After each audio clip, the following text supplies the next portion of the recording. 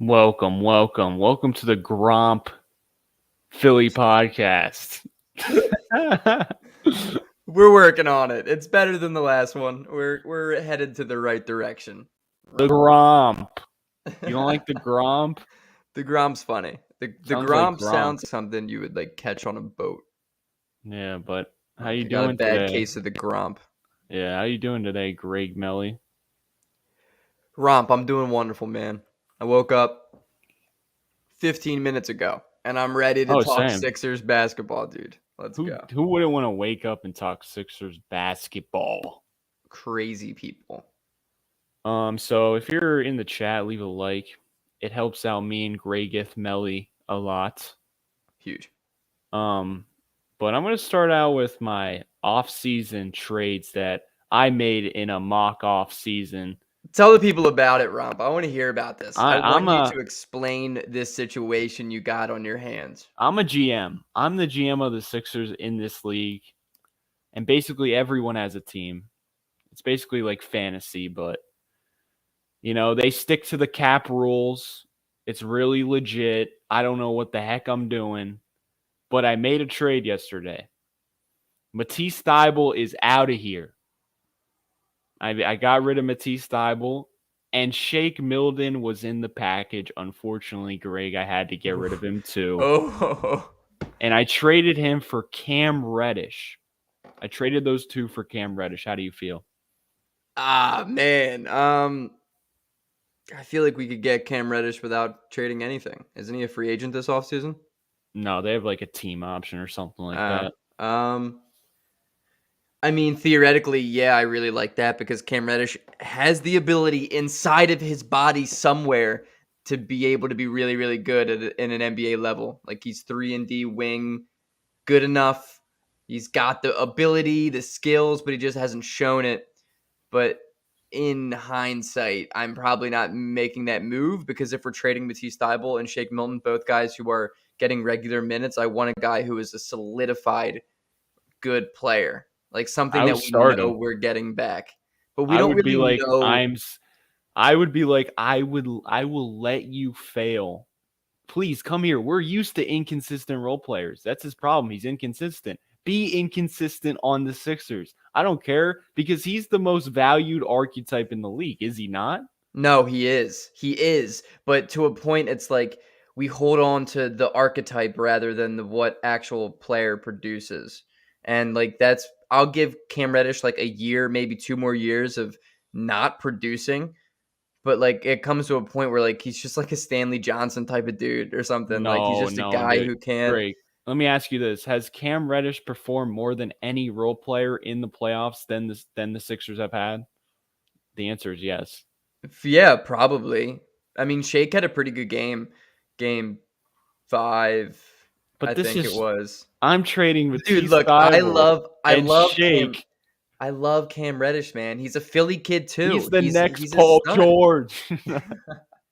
But he just hasn't shown consistencies. And like, granted, it's because he's been on like a short leash in Atlanta and in New York, and he started playing really well in New York before he got hurt. But like, I don't know, man. That's a lot. That's a lot of stuff. Like I feel like not a lot of stuff. It's the I feel like I feel like we could get more for Matisse, but maybe I'm just tripping. You probably could, but I just want to make a trade. But I love Cam though. Cam's the man, dude. Like I love Cam Reddish. So I tried all yesterday night to dump Tobias Harris's contract, and no one was budging. Let me tell you that. So what were you offering? Like what were some offers? I want to get in on this league, dude. I'll take any team. I don't give a shit.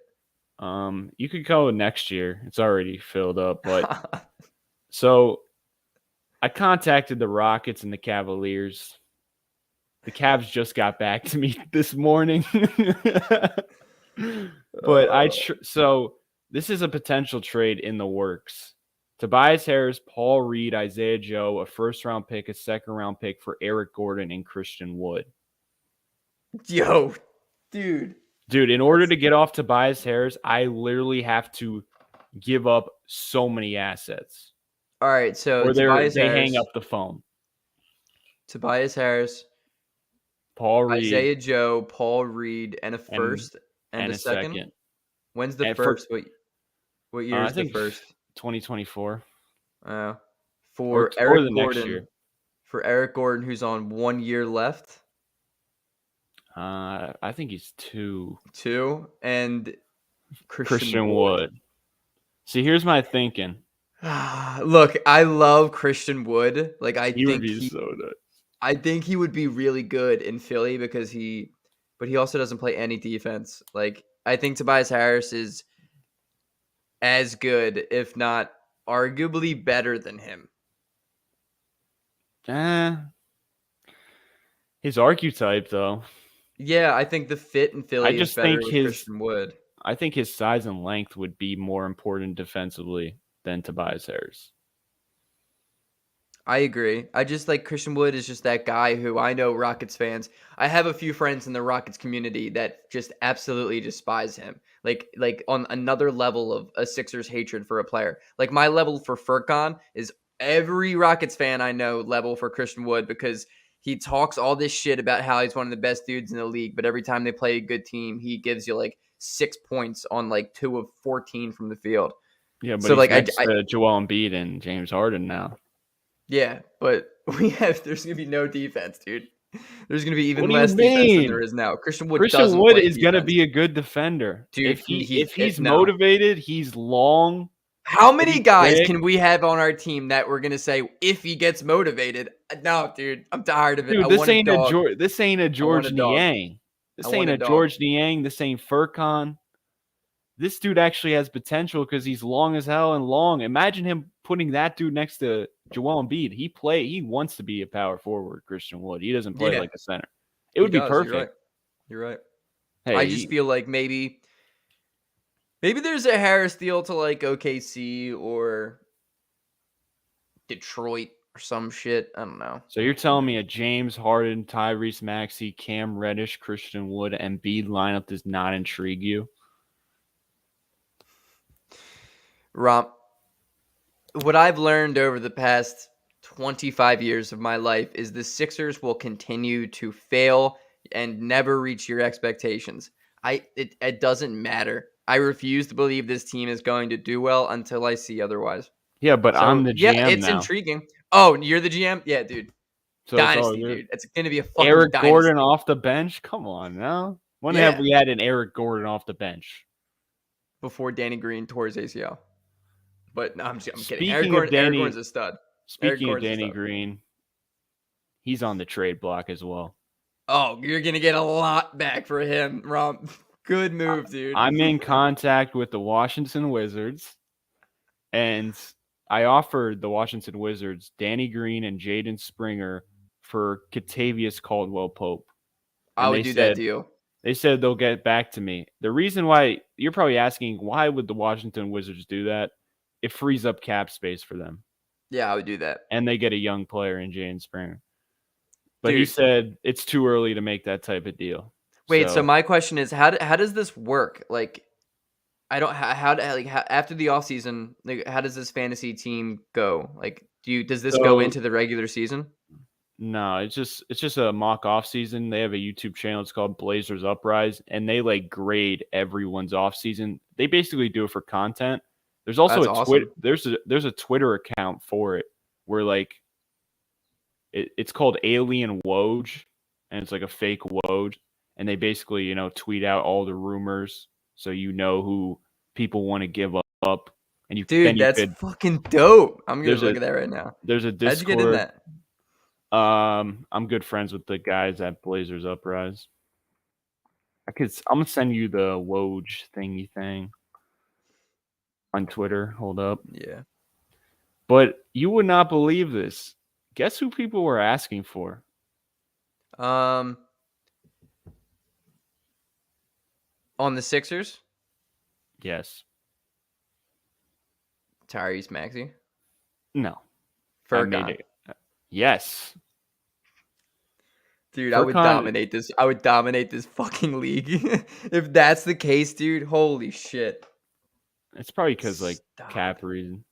Hold on, I just sent you the link. I'm gonna get into this question now. It's kind of kind of off topic, but it's kind of not. Would you move Tyrese Maxey in a deal this offseason for Bradley Beal?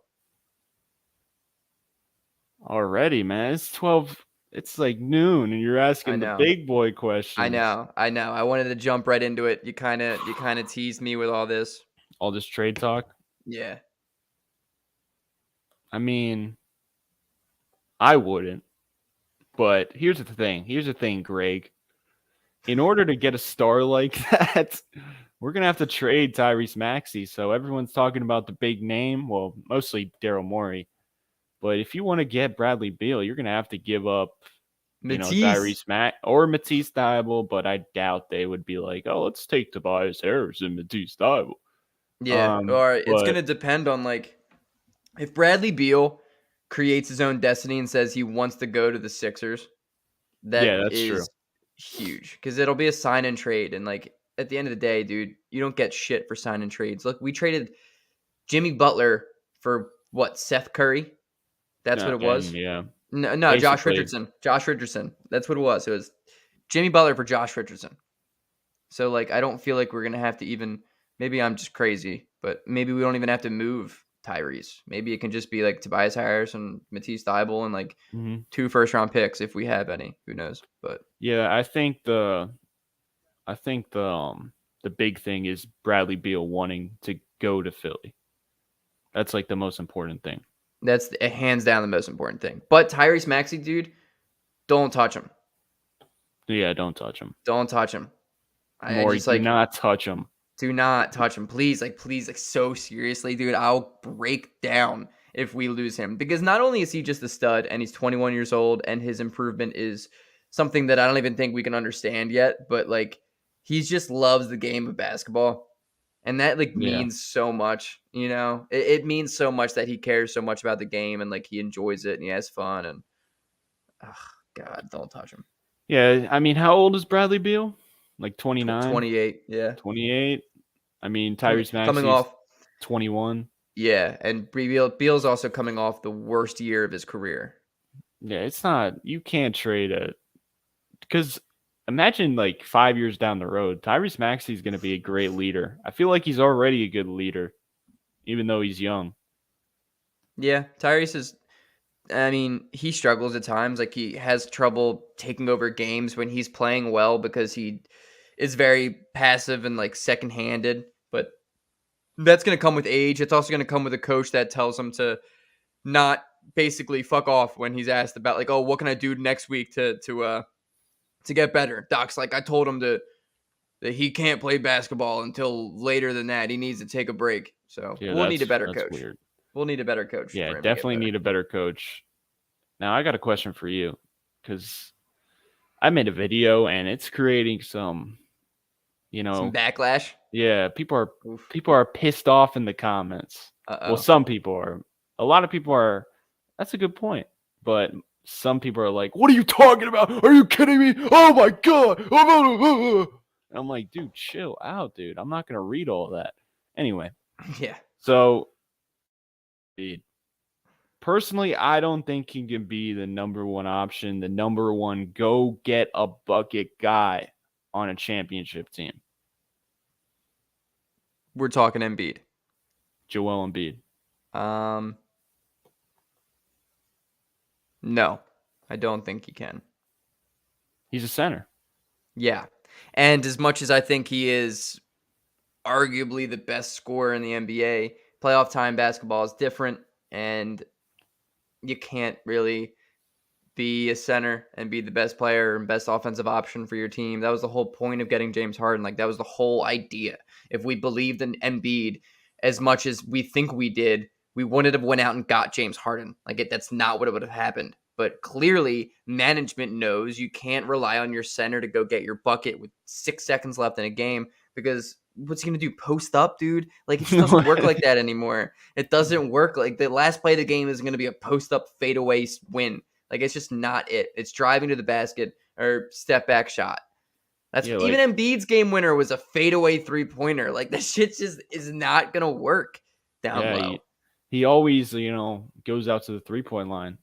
He's not like Giannis who could dribble it up the court and just, create.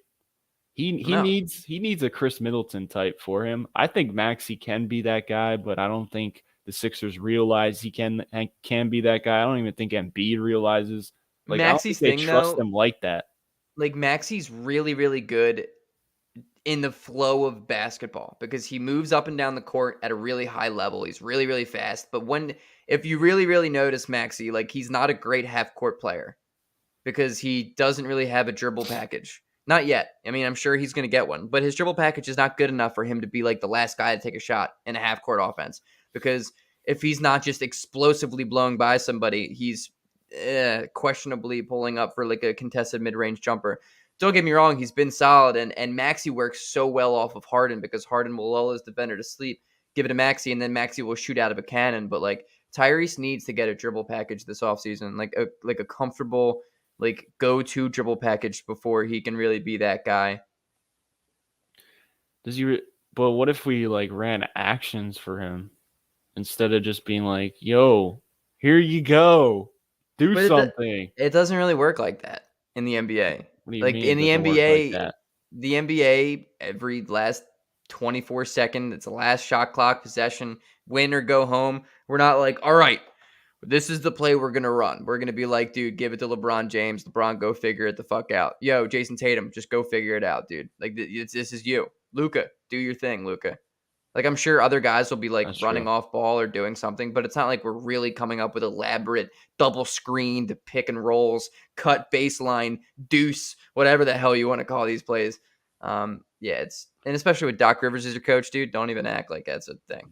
Tyrese The last Maxey. time we tried to run an action was the JJ Redick dribble handoff to win a game, Brett Brown era. And I'm like, Yeah, what the hell did I just watch? this is what I'm saying about the Sixers management and why I should take over, considering the moves I made in my mock off season. They look at Joel Embiid, they're like, "Oh, he elevated guys like Seth Curry and JJ Redick. Let's go get a pick and roll player in James Harden." Whoa! Should have got CJ McCollum or someone you could run a dribble handoff with so he could elevate CJ McCollum to that next level. Joel Embiid's not a pick and roll player. I know people want to see the James Harden and Embiid pick and roll, but Embiid does not look comfortable in it, in my opinion. And James Harden, all you got to do is switch the pick and roll, and James Harden's like, "Oh, I got an ISO now." He's like, Oh, yes, dude, right where I want him. They have no idea what I'm about to do. Step back. Oh man, he blocked it. yeah, he thinks Bam Adebayo and Precious Achiuwa are mismatches. It's not a mismatch, James Harden. No, not anymore. I mean, I like the pick and rolls was statistically good though. Yeah, but it was easy to take away. And you could tell, But like, is that because of Embiid is Embiid just or because of Harden? he just looks uncomfortable in the pick and roll for me. I don't know why. He just doesn't. He It's doesn't not. really move very well. Yeah, Like in reality, Embiid is not really like a mobile player. You never see him go up for alley oops. Like even when Harden threw it to him, Embiid would like catch and just lay it up and shit. Like you don't see Embiid like pull down dunks because he's not really like this freak athlete. He used to be when he was a rookie and weighed like 110 pounds. But now as like a 300-pound behemoth man, he'd rather just be stronger than everyone else. yeah, It's just weird. It's just a weird fit. It's just, yeah.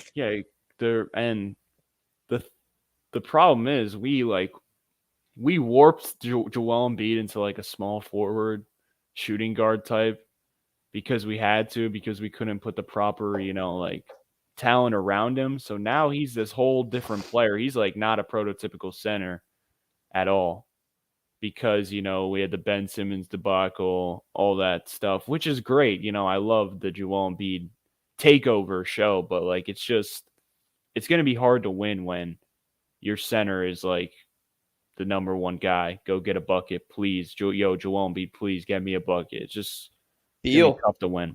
So what's it up with Beal? Does that sway your decision?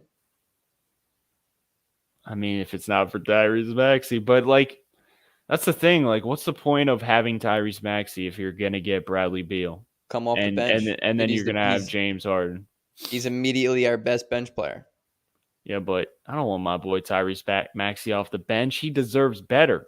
I know you're the number one Tyrese Maxey hater going at Oh his my handles, God, but what a dude!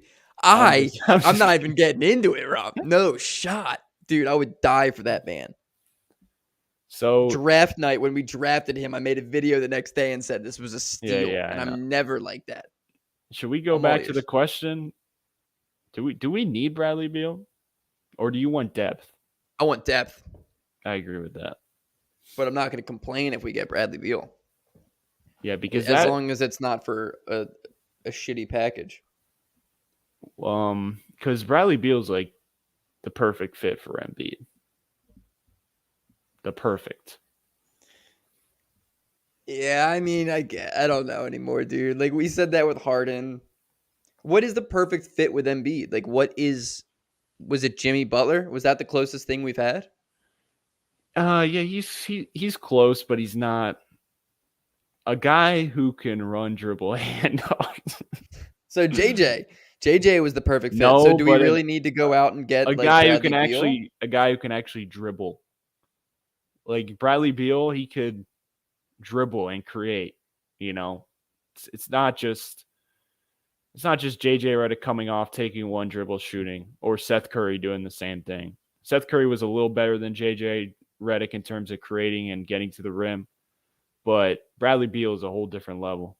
And like, let's not forget, he led the league in scoring in 2021 or 2020, whatever Yeah, it was. I think it was 2 years ago. But he was also terrible last year. And I get it. He was injured a lot, and the Wizards suck, and I wouldn't want to play for them either. But I don't know, man.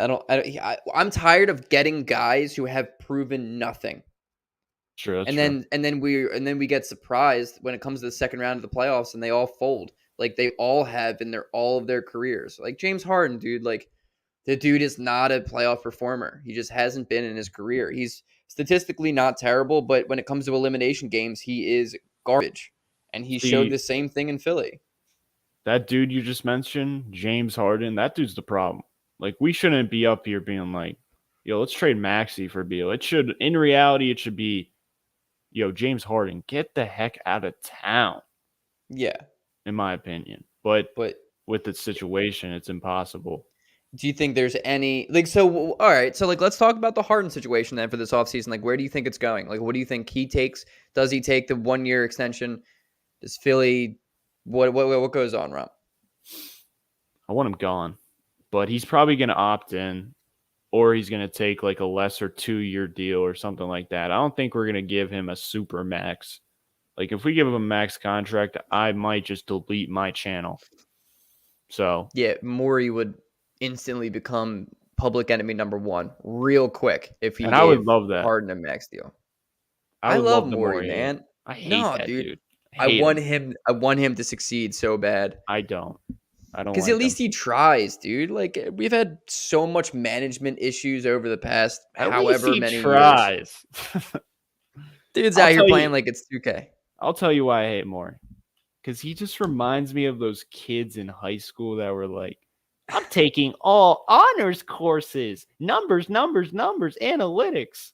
He just reminds me of those kids. And the way he talks, like after he made the Harden deal, he was like, I'm the guy. I'm the dude in town. I'm the big That's deal. me. I'm that dude. Yeah, like he thought he was something special after that deal.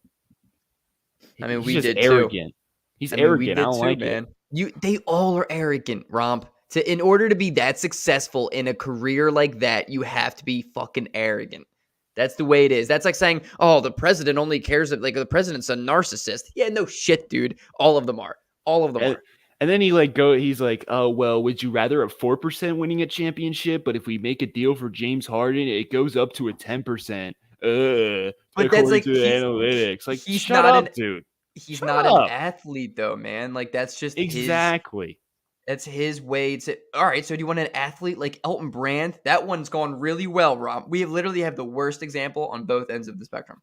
Yeah, but Elton Brand, at least he tried. No. At least he tried. I'm gonna use your argument against you because bro, he signed Tobias Harris to a max contract. I know, and but let beforehand, Jimmy Butler walk because he chose Ben Simmons over him, and they were afraid of him. No, that was the whole entire management who chose Ben Simmons and whatever over. dude, Elton Brand, that dude probably had no. Let's be real. He didn't have that much power. So maybe Morey has no power now. Maybe it's just Elton Brand Maybe now. that's another theory of mine. There's no way Morey likes Doc Rivers.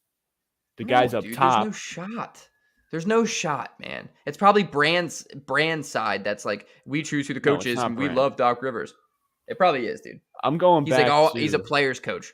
I'm going back to your argument. Wait. What? Did Elton Brand play for Doc Rivers?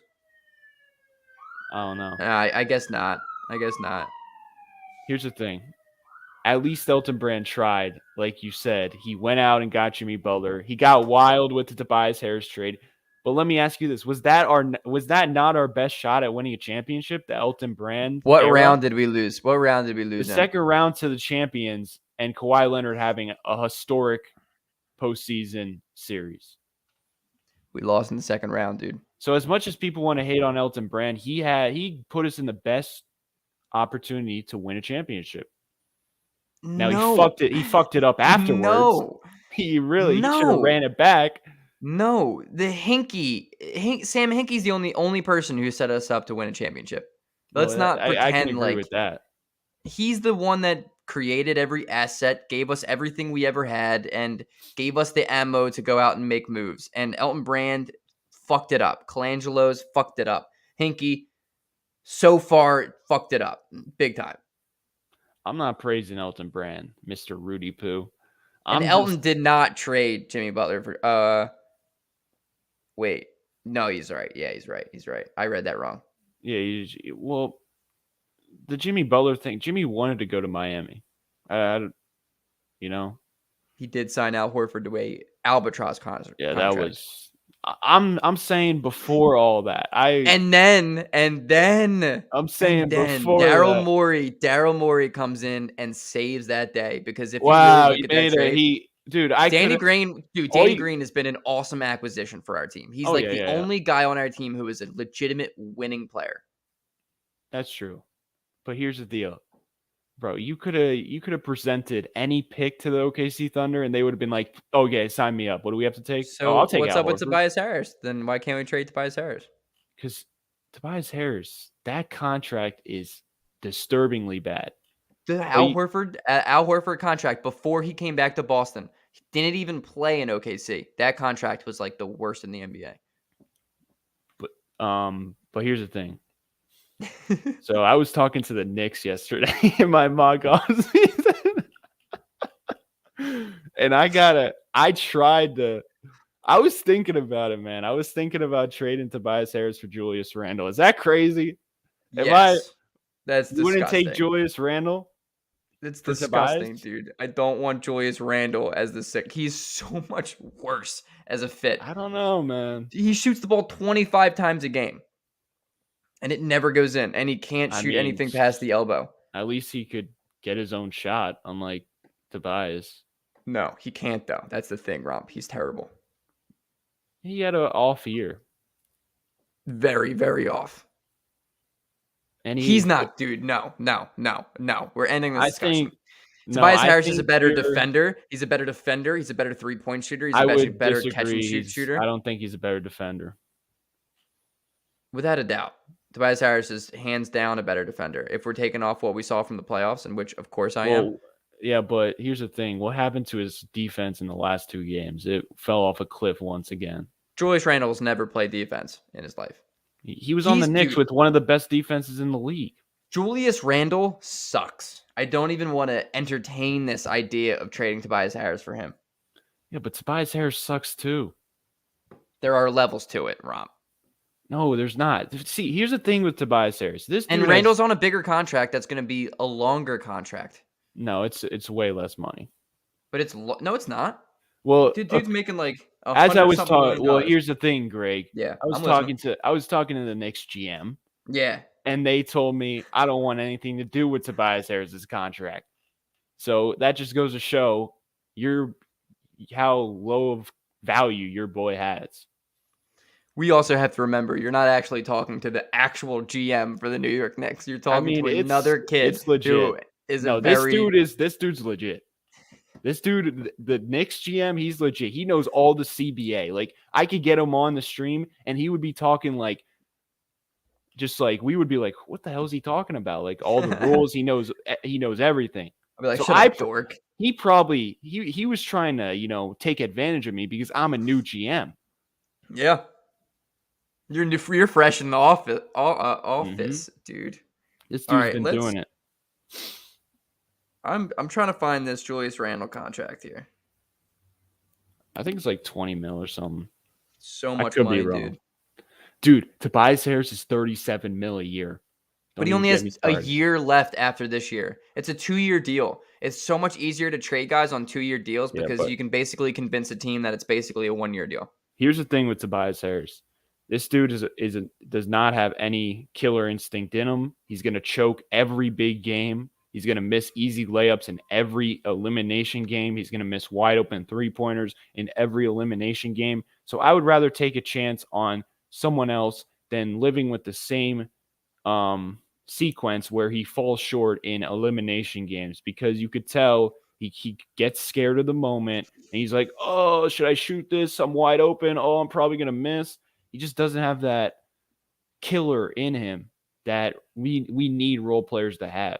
Like, look, every elimination game, he misses easy layups, and it kills the momentum. And then we're like, oh, here we go again. The team is like, oh, here we go again. You're right.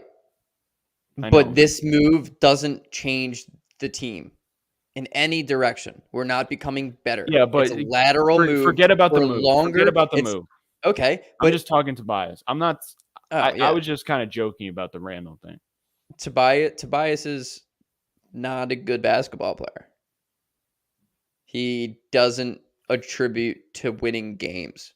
He had one good year in the Clippers organization where everyone died and got traded, and he came over to Philly and has been very mediocre since. He's just not a max contract guy. At the end of the day, we're just overpaying way too much for a dude who is a glorified role player.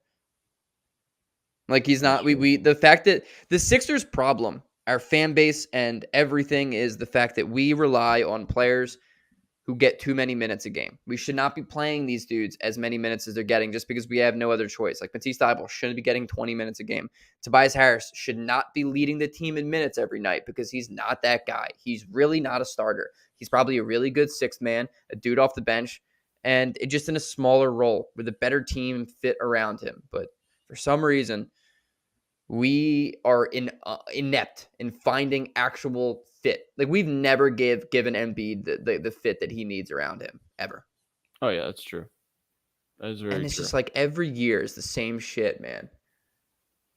It's because we got the contracts like Tobias Harris, and now we got James Harden, who even has a worse contract. I think the Sixers are headed in a more important, even more detrimental offseason as they were last season. Like, we were going into last offseason like feeling down. I think the Sixers fan base should feel even worse about this one because this is the last chance we have, and we really don't have a lot of flexibility, if any. All our first rounders are gone. All of our money is spent. It all depends on if James Harden wants to pick up an extra year on his deal or some shit. And then we're going to be forced hand when it comes to Tyrese Maxey. And if we trade him and do something stupid, I swear to God, I will lose my mind. So I'm going to put you on the spot. Yeah. Gut feeling. Just gut feeling. Do you think Morey trades Maxey this offseason? No. All right. That's good. I think he's too close to Embiid. I don't think the gut feeling, the Sixers don't do anything. Nothing. Like nothing big, no. I think everything do that. Yeah, I know. You want to that's just a loser mentality. Yeah, it's not that I want to do it. I'm just saying my gut feeling, I don't think we get Beal. I don't think Donovan Mitchell gets traded. I mean, he might, honestly. Draft night, I think we're going to keep the 23rd pick and we'll probably try and trade it. Yeah, I mean, the Sixers did pretty well with Tyrese at 21. Jaylen Springer. And that was, dude, Springer's like 14 years old, Romp. Let the kid try and play basketball. Jaylen freaking Springer. That dude's jump shot is disturbing. Yeah, it was not good. But I think we're going to go with like wing versatility there. because we need it. I mean, the first domino is going to be James Harden. Like, if James Harden decides to pick up that 1-year extension, we're going to be like, all right, like, let's run it back. We're going to run it back and see what it goes, which is it's stupid, dude. Yeah, it's really, really stupid. Like, I hear you. It's not what I want, but I think that's the direction the Sixers take. All right, I'm going to put you on the spot again. Gut feeling. Is Doc Rivers back next year? Yes. Oh, see, I could understand running it back with a different coach. Then maybe I could get on board just a little. But, like, we can't bring back Doc Rivers. What's the point? There is none. There is none. How are they not seeing what we're seeing? I don't know. He needs to be fired. It depends. I think it depends on LA. If LA signs him, then yeah, cool, let's go. But if the Lakers don't want him, I think we're just stuck with him. I don't think he's either going to retire or he goes to the Lakers. He's not going to get fired. Yeah, he's going to get like traded or something. Yeah. This is crazy. I would love to get rid of him. I can't believe we're stuck with that dude. That's disturbing. Oh my God, it's the worst, dude. We have a generational talent. Generational talent, Joel Embiid and Gilligan with a great comment. Trade Toby Matisse and a pick to Atlanta for John Collins and DeAndre Hunter. If DeAndre's in that deal, I'm all on board, dude. But what if he's not? What if it's like Kevin Huerter instead of DeAndre Hunter? No. Do you remember what Kevin Huerter did to us? Do you remember what he did? Yeah. I vaguely remember that night where he caught $65 million in result of it. But I honestly think Morey has to get a Cam Reddish type man, just to give us hope for something. Because Cam Reddish potential, even though he hasn't lived up to it, it's something to look forward to. And he did have games in the playoffs where he played really well. Plus, you have Joel Embiid on the court. You could put trash defenders, as we always do, next to Embiid, and he will make up for it. I agree, but Cam Reddish is a good defender too. And that archetype is the most important archetype in basketball. Two-way, small forward. But are you willing to move athleticism? I don't know. I would trade Matisse and a first-round pick for Cam Reddish. But it's such a flyer, though, dude. Like, it's such a risky move. What other options? Cam hasn't been healthy ever. He's never been healthy.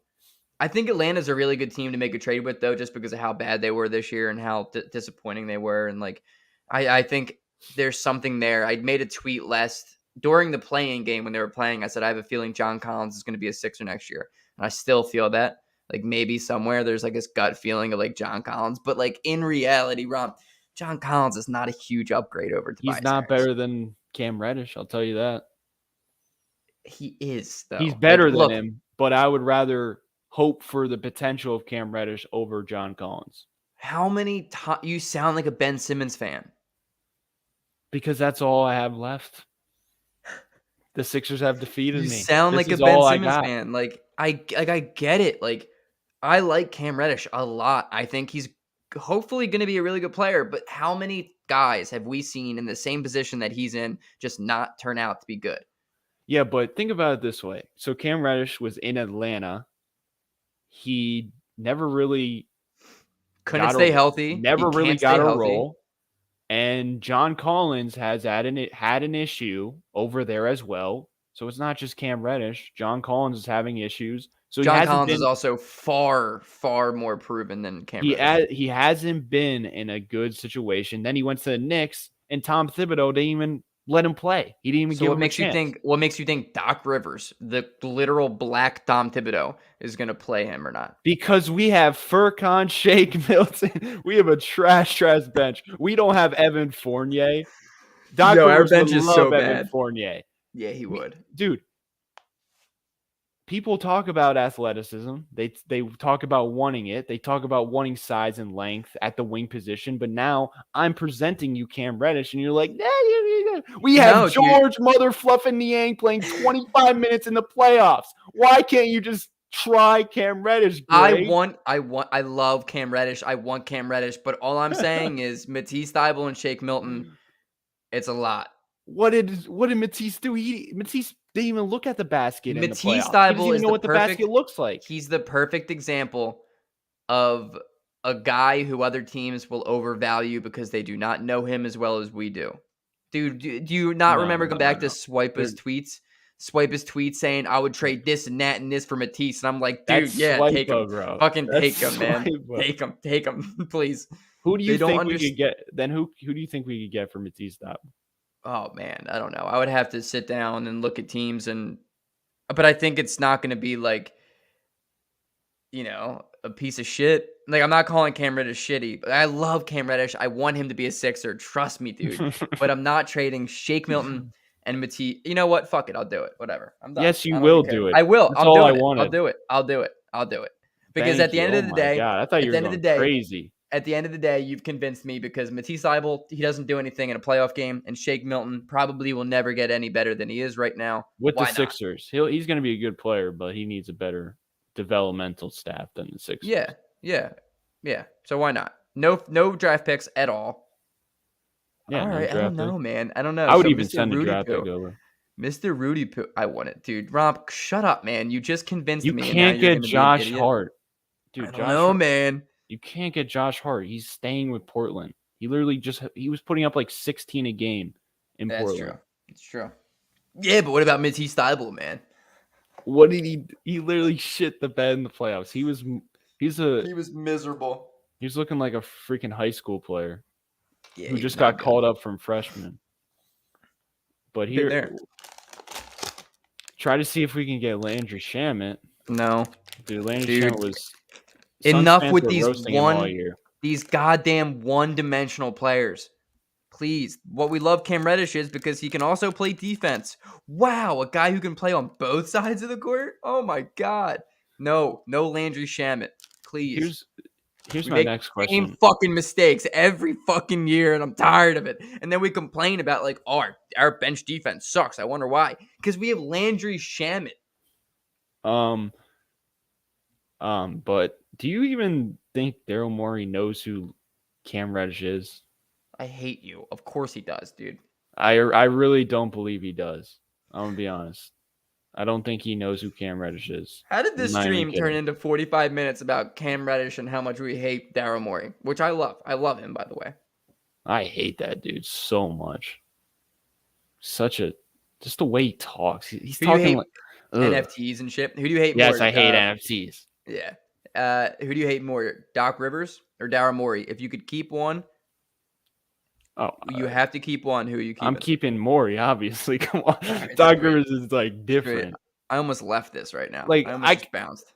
I feel bad for Doc Rivers because like I just think he's like he's just lost it at this point. Like it's almost like the Ben Simmons situation. Like he doesn't even realize how arrogant and how stupid he sounds. Yeah. All right. I want to address two of these comments real quick. Oh, which ones? Matisse, Danny, and Springer for Josh Hart. Portland has been looking for perimeter defender years.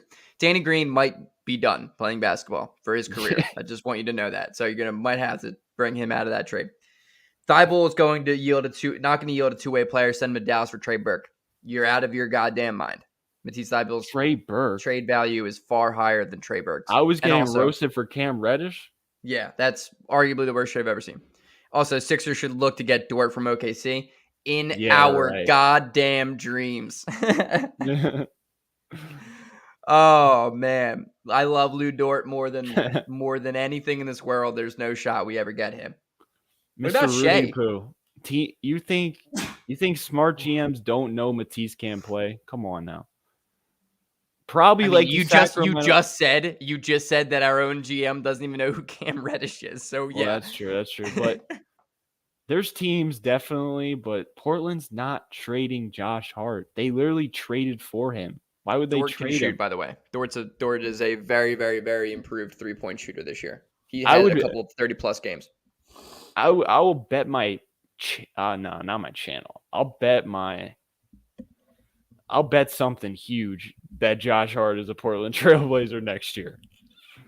I might not go as far as my channel because I don't know, the jinx effect, and probably Portland would wake up one day and be like, "Oh, Josh Hart, he seems tradable." right after I made the bet. Like, are the Blazers aren't in a win now mode, and Josh Hart's a win now type of player? They are in win now mode. What are you talking about? They're not though. Yes, they are. That's what they still have Dame. What are you doing? I don't know. They're gonna trade their 7th overall pick for Jeremy right. Grant. That's what's gonna happen. Maybe that'll be And interesting. then if they lose next year, then they're probably gonna blow it up. But you could say the same for the Sixers. I mean, how long is Joel Embiid gonna stick around? Could that be our next point, our next topic? You think? Yes, I've already brought that up. The trajectory of Joel Embiid becoming the Damian Lillard effect. Yeah, I brought that up. Wait, what? What were you saying? I said that the Joel Embiid situation is slowly becoming the Damian Lillard situation. Oh, yeah. It basically is, honestly. It's like the same thing. Yeah, it just but hasn't Philly lasted fans as long. won't admit it. Yeah, well, they're in denial because this franchise has yet to freaking come close. We haven't even come close. They haven't even got past the second round. That's why we started the process in the first. Since I was 5, Romp. 2001. I was 5 years old. My question to you: would you package Tobias and Thibault? Yeah, I don't give a shit, dude. You can have everyone on the team except Tyrese Maxey and Joel Embiid. That's true. That's true. For the Have right you been price, watching everyone the playoffs? is available. Yeah, I've actually watched more of the playoffs this year than any other year. So I was watching that Heat Celtics game, and I was like, lost a lot of money on that one, Romp. Yeah, me too. Because I bet 125 on the Celtics, and I was fucking doing jumping jacks, doing flips in my living room at halftime. Yep. Because I thought I was gonna have DoorDash money for the rest of my month. But then they come out. Wait, did you do spread or money line? I did money line before the game, so they were. Yeah, me too. They weren't favorites. No. And they let me down, and now I can't order DoorDash because that's a lot. That shit adds up, man. I put up $100 on the Celtics money line, and it was to win a lot, like a decent amount. And I was like, sweet. Oh, it's in the bag. I'm checking at halftime. I'm like, sweet. Like early third quarter, I'm like, all right, like yeah. By the time I'm like genuinely watching the game, I was like, what the fuck just happened? Like, what is going on right now? You know it's bad when you're like, all right, just get it to 10 points, 8 minutes left, you have a chance. That's what I was talking in my head. Yeah. But then I made another bet, just a random parlay, like a $10 parlay, like of all the baseball games, and one didn't hit. I was like, this just ain't my night. Nah, it's just not it. I almost same game parlayed it, like live betting the Celtics because I was just gonna double down on them coming back to win. Like I was really, really close. I was really close. Like they looked so bad at one point, and I was like, dude, the line right now is probably like so good if I go Celtics. Like no one thinks they're gonna win. And then it just didn't. I didn't do it. And they ended up getting shit on. So did you see how different the defense is between the Sixers and those teams? Yeah, it's not even close. And the offense. Didn't it kind of make you depressed a bit? Yeah, extremely. Like it's a culture thing. It's the Celtics culture, Heat culture, the Warriors culture, and Luka Doncic. That's what it is. That's what the remaining 4 things. 3 culture teams and Luka Doncic. And we don't have Luka Doncic, and we don't have a culture. The Sixers will never get there. Did you watch that Mavs Warriors game? No, I didn't watch it last night. The Warriors, they were not trying against the Grizzlies. The Grizzlies are a tough matchup for them, though. No, they were not trying because they only had like 3 turnovers or whatever, and they just looked so much more focused. They were just chilling their way past the Grizzlies, and then once Jaw went out, they were probably like, "Oh yeah, we got this in the bag. We don't got to expend that much energy." Let Klay Thompson shoot 40 shots. Also, Andrew Wiggins locked up Luka and played a phenomenal game. Yeah, he's a great story, man. He's really come back and had a rejuvenated career. The Warriors, I mean, really kind of saved his career. Good for him, man. I don't really like Andrew Wiggins. Culture, man. It's exactly what it is. That's why guys want to go and play for Miami and Boston and Golden State and whatever. it's your Grizzlies are a boy. really good team though without him. When you have a good bench, you can play great defensive sets. You can risk sagging off on someone and then having a solid closeout. Yeah, the closeout speed of the Heat and Celtics is insane, especially the Heat. One thing I noticed too is like how right off of the first tip of first quarter, like as soon as the game starts, the intensity's there. Like offensively and defensively, the intensity's there. And for some reason, the Sixers, like it takes them like 3 quarters to start playing intense. It's the leadership, it's the coach, because like that's why I was pissed at Embiid for Game 5.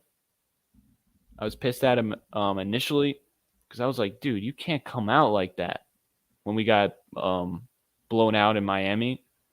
And like this has been happening with Embiid-led teams, Doc Rivers-led teams. Like people forget the first game against the Hawks, we just did not show up. No. Remember that game? And then we almost came back. Dude, if we show up that game, we probably win that game easily, and then it's a whole different series. But instead, they were like, "Oh, it's the Atlanta Hawks. Yeah. We're better than them." Like they think they're a flip the switch team when they haven't proven anything. And that's my one problem with Joel Embiid, because it's a common theme where he's the leader of the team, and we just don't try in the beginning of games, and we get in a hole, and it pisses me off. Yeah. That's why like the whole we need more depth. I'm like, yeah, for sure. But also star hunting, I'm like, well, we kind of do still need a leader. We don't really have a leader. Bradley Beal ain't that guy. No, he's not. Like Cam Reddish. But is Beal that guy? I don't know, man. I don't know. I mean, he's been in Washington throughout his career. He averaged 30 points a game against us in the playoffs, but I mean, I'm pretty sure anyone can average 30 points a game against the Sixers in the playoff. I don't know. I don't want to talk myself into Bradley Beal now, but why not? At this point, I just want as many guys on our team as possible. Just make it interesting. Like, don't come back with the fucking George Niang. George Niang could be on the team, but like you said before, only 8 minutes in the playoffs or 5. Yeah. And then if he's making shots, keep him in. But you can't have, as much as I love my boy Furkan, you can't bring back the Furkans of the world. You can't bring back Shake Milton because his time is it's done with the Sixers. Yes. It's just done. You can't bring back Tobias either. His time's done. Yes. It's you gotta just bring us athletes. What do you think is the first move made? What do you think the first domino that falls is? Honestly, I'm going with you. Like, I don't think anything's gonna happen now. Because as a GM, since I'm a GM now, since you are a general manager, it's really hard to make moves with our team. Yeah, it's not easy. Our only asset is Tyrese Maxey and Matisse Thybulle. And Matisse Thybulle's like a half of an asset. Yeah. So, and picks. Those are assets. That James Harden deal, man, Morey really put us in a hole. How nice would it be, like, if you look at it, looking back, like, how nice would it be right now if we had DeJounte Murray, like Keldon Johnson, or like, anything. or Tyrese Halliburton and Harrison Barnes, and a pick, or CJ McCollum, and Anfernee Simons. Oh my! Dude, just imagine how this team would, how our like reaction to this team would be so much different. Why do I hate Daryl Morey? Because he had a chance to solidify 15 years for the Sixers. Yeah, for sure. But at the same time, dude, he didn't have that real option. Like Embiid doesn't have 15 years. He arguably doesn't have. Embiid arguably doesn't have like 4 or 5 years left. Like he could be done after 3 years. If you watch James Harden at any course of the year with Brooklyn, I agree, but there was games where he was pure, utter dog shit. Against Sacramento Kings, he had 5 points, and then a week later, he traded for him. I agree. Like, if you're a smart GM, you're a championship level GM, which Morey is not. You don't mortgage your future for James Harden. I agree, but we were all very excited when it happened, and I Yeah, am but not going to sit why was here. I excited? Because Tyrese Halliburton got traded. CJ McCollum got traded. So I was like, oh, what else is out there? We're screwed. So I was like, DeJounte, man. DeJounte. well, I would die for DeJounte the Murray. Spurs are weird where they're like, they're in their own world. Yes. Like, what are they doing? They still got a 90-year-old as their coach. But like all I'm saying is the Harden thing, it was the correct move at the time. And like it was the correct move at the time, but it was because Morey took so long. But it fits Embiid's timeline. Like it's so hard to You're letting Morey off the hook. This is what Sixers fans do. They just I'm not though. You're letting him I'm off not. the hook, bro. If I disagreed with what he thought, like what his move was and his reasoning, I would gladly come up here and say it. But I genuinely like. Look, am I mad at Daryl Morey for not doing anything else at the deadline? 100%. Daryl Morey should have went and got more wing depth. The team should not have been the way it was headed to the playoffs. The fact that he thought Harden was all that we needed and was enough himself, that's the problem. It's not that he got James Harden, it's that he got nothing else. That's the problem.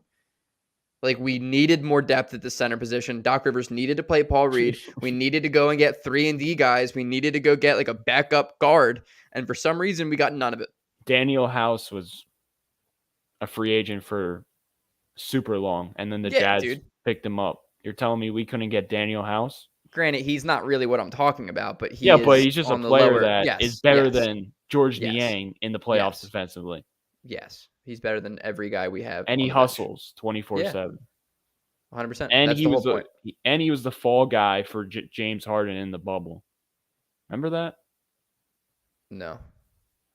I don't know. There was like a weird situation that supposedly he had like girls over. Oh yeah, I do remember that. Or something like that. Yeah. Was that the bubble year or the year before? And he just like disappeared after that.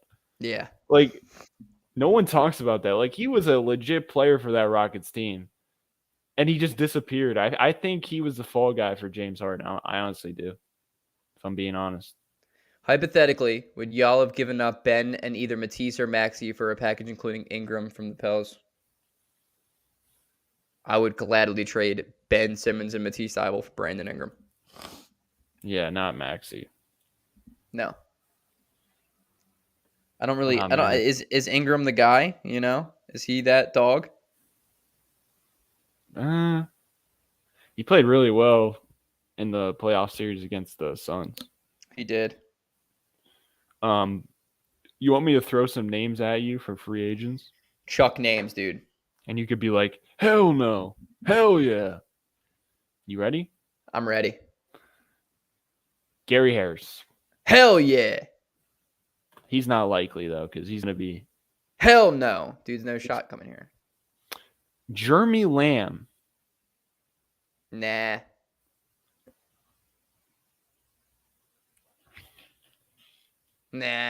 Are you kidding?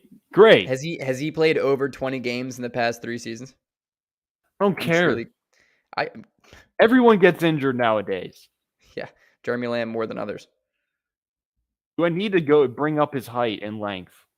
Okay, dude. Bring up his statistics after 6'5". Shorter than I thought. Wingspan. 6'11". My problem with you, Greg. You're roasting George Niang's. You're roasting all those players. But then when I present you with Jeremy Lamb, long, athletic, switchable guy, you're like, no, are you kidding me? Because he's not a good player. Like, he's athletically he is a good player. What are you talking about? But he's not. Compared to what we have, he's a good player. Okay, yeah. But I'm also not going to I'm talking like, what do we have financially to be able to go out and do a dude? If Jeremy Lamb's the number one guy we're bringing into the team, I'll blow my face off. Harden takes a pay cut. No, dude, you're right, dude. I totally forgot. You're right. I totally forgot James Harden's such a class act guy when it comes to his financial status that he's totally going to take a pay cut, dude. That's totally on me. These are the guys you're going to have to find. Jeremy Lamb is not the guy. I'm sorry, Romp. Great. We can't. You're talking about the big names. Can we go on to the next dude? We're going to have to the next dude. We're going to have to find the little names. But Morey he doesn't even know who Jeremy Lamb is, so that's another problem. He knows who Jeremy Lamb is. No, he doesn't. Bro, he's been in the league for like 6 years. Everyone knows who Jeremy Lamb is. If you say hell yeah to this guy and you said no to Jeremy Lamb, I'm gonna hate you. Is it his brother Anthony Lamb? No, it's Bruce Brown. No. You don't even want Bruce Brown? I thought you were going to say hell yeah. Because the thing with Bruce Brown is he is a system fit. He's going to kill it in Brooklyn because they utilize him the exact same way or the exact perfect way. But in Philadelphia, we would just fuck him over and he wouldn't be nearly as good. We would want him to be a stand-up shoot 3-point shooter, which he's not. And no. He's a great player. I think he would be awesome on 29 teams, and the 30th team is the Sixers because we don't know how to utilize players who are unique. We couldn't do it with Ben Simmons, so it makes you think we would do it with Bruce Brown. Yeah, his offensive game is pretty limited, and the Sixers would be like, yo, just be a stand-and shooter. Yeah, you want to be a shooting guard, even though Bruce Brown probably plays his best at the power forward center position. Rick Bennett said, I just came in here. Any player we get, the Sixers prepared to develop them further. Do players decline further when we play here? Greg Melly, do players decline further? No. I mean, I don't think like players are declining. I just don't think they're progressing. They're stunted. They're just kind of they're in limbo. They're chilling, you know? And the only reason Tyrese Maxey has improved is because we forced Doc Rivers' hand. Like in reality, these guys aren't getting worse. They're just not getting any better, which I mean, I guess you could look at it as getting worse. If you're not getting any better, you're probably just getting worse. I don't know. That's a life question. What do you guys think? If you're not getting better, oh, dude, hell yeah. Lonnie Walker, man. Okay, now we're talking. Dude is a freak athlete, shoots the 3-ball and plays defense. I don't care. Give me all Lonnie Walker. He's a Philly kid. He's a Philly restricted free agent. I don't care. Throw him the max. Throw him the max. That's insane. Oh, imagine that. Wesley Matthews. Yeah. Do you see his defense? Dude, he's a winner. He's a Danny Green guy. No, yeah. But I'm complimenting him. Did you see his defense? Oh, you meant, yeah. Yeah, he's a stud. I love him. Obviously, I would want to get him for like the veterans minimum. Yeah, the vet man. But he could be a guy. He could be a guy who full court presses guys like Jason Tatum, Jimmy Butler. You know, for a moment. Those types of players, because he would start on the Sixers right now. That's like a trend in the playoffs. Like they just put like random people to full court press and gas. Like who do they do? Who do they do that with the Mavs? They did Chris Paul. Reggie Bullock. Yeah, Reggie Bullock on Chris Paul. And they did it with James Harden every game. Raptors and Heat did it. Not like all game, but they pressed him at times just to get him tired. So we need a player like that. Rodney McGruger. Yeah, why not, dude? Why not let it fly with some Rodney McGruder? He's my under the radar pick. I would offer him like $1 million. Yeah, he's kind of like hard and kind of like can create his own shot a little bit. You know, I like Rodney McGruder. Again, Damian Lee. Yes. Warriors guy. Shoots the 3-ball. Lance Stevenson. Oh my God. Come on, our Pat Beverly. That's our Pat Beverly. I know. I guess so. Like, I hate Lance Stevenson, and he's overrated. He always has been, and he's not very good at basketball. But, like, he's kind of that annoying weirdo. I don't know, man. Daquan Adams is roasting you. Harden said out of his own mouth he would take a pay cut. Bro, Harden is not hunting for no money. He turned down $50 million from Houston to be the highest paid player, and you all think he want money now. So, okay, let's see what he does. You're stupid because, like I said, he's taking a pay cut. All right, okay, let's see what he does. Let's see what he does then. Let's see what God's gift of America, James Harden, the nicest guy ever, who cares only about winning and playing basketball and getting in shape and not money or strip clubs, does with his contract. Please. It's your boy, my boy. It's your boy. See what I did there? It's your boy. Romp. I feel like you love Reggie Bullock on this team. I would. He can defend, guards great, and can shoot the three. He is a role player to the T and does what his team needs. Oh, I love me some Reggie Bullock. Dude's I a watch stud. him and I'm like, can we get him? He's a stud. Mr. Rudy Poo says JaMychal Green. We need more attitude. What do you think? Maybe, yeah. I mean, I guess so. Like, I He would be like a reminds me Morris of brother, like a Morris brother. He reminds me of Jonathan. No, what's that dude's name? Jonathan Isaac. No, James Ennis. Okay, But like a little worse. no, he's better than James Ennis. He shoots the ball better than him. I like James Ennis. Not gonna lie. Tyreek Evans. Would you? Yeah, dude, no shot.